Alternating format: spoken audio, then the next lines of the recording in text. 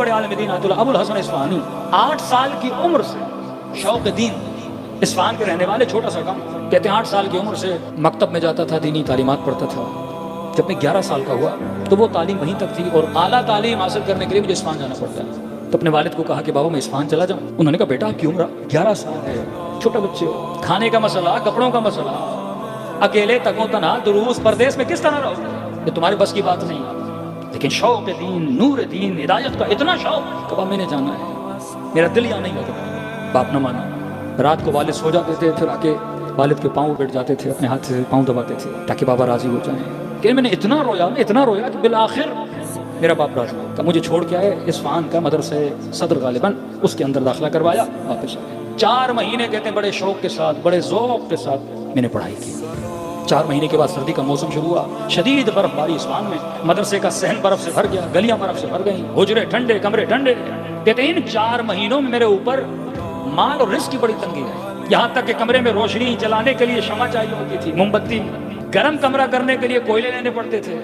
खाना मेरा खत्म हो चुका, जो बची हुई सूखी रोटी थी उस रोटी से मैं अपना गुजारा करता था। कि ऐसी आलम में कमरे में कांप रहा था। और इन्हीं अयाम और दिनों के दरमियान मेरे वालिद गांव से उठ के इस्फहान आ गया था कि बेटे से जाके मिलूं। अब जैसे कमरे में आए तो कमरे में रोशनी नहीं, कमरा ठंडा पड़ा हुआ है, खाने के लिए कुछ नहीं, बेटे की आंखों के नीचे हल्के पड़े हुए हैं। कि फौरन मेरे वालिद ने डांटना शुरू कर दिया, अबुल हसन मैंने पहले ही कहा था ये तुम्हारे बस की बात नहीं।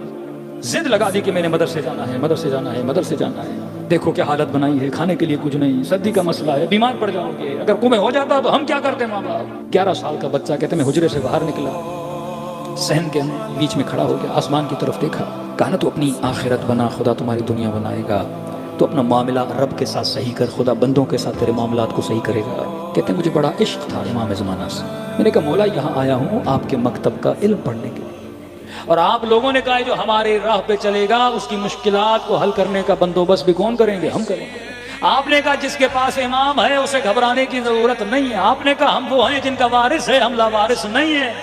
मौला अब भी मेरे वालिद मुझे ले जाएंगे, लेकिन मुझे यहाँ रहना है, इल्म दीन हासिल करना है।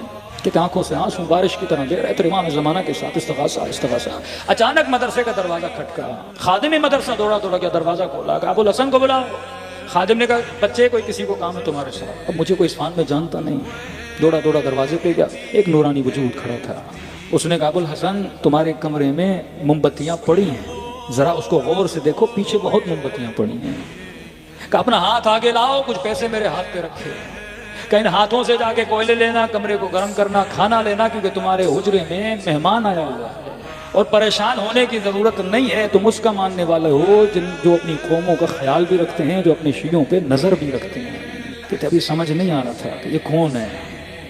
मैंने लिया, कमरे के अंदर गया, वालिद ने पूछा बेटा कौन था। मैंने कहा बाबा कहा मोमबत्तियाँ पड़ी हैं, कमरे में रोशनी नहीं थी, ढूंढा मोमबत्तियाँ मिल गई। कहा कुछ पैसे देकर गए और कहा कि इससे कोयले ले लेना, कमरे को गर्म कर लेना, खाना ले लेना, तुम्हारे कमरे में मेहमान मौजूद है, और उसे कहना कि तू उसका मानने वाला है, उस कौम से ताल्लुक़ रखता है जिनका वारिस अभी जिंदा है। कहते मेरे वालिद खड़े थे, ये सुन के घुटनों के बल बैठे और ज़ारो कतार रोने लगे।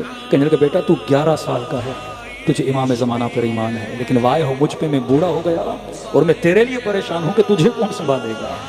तू जिनकी राह पे चला है वही तुझे संभालने वाले।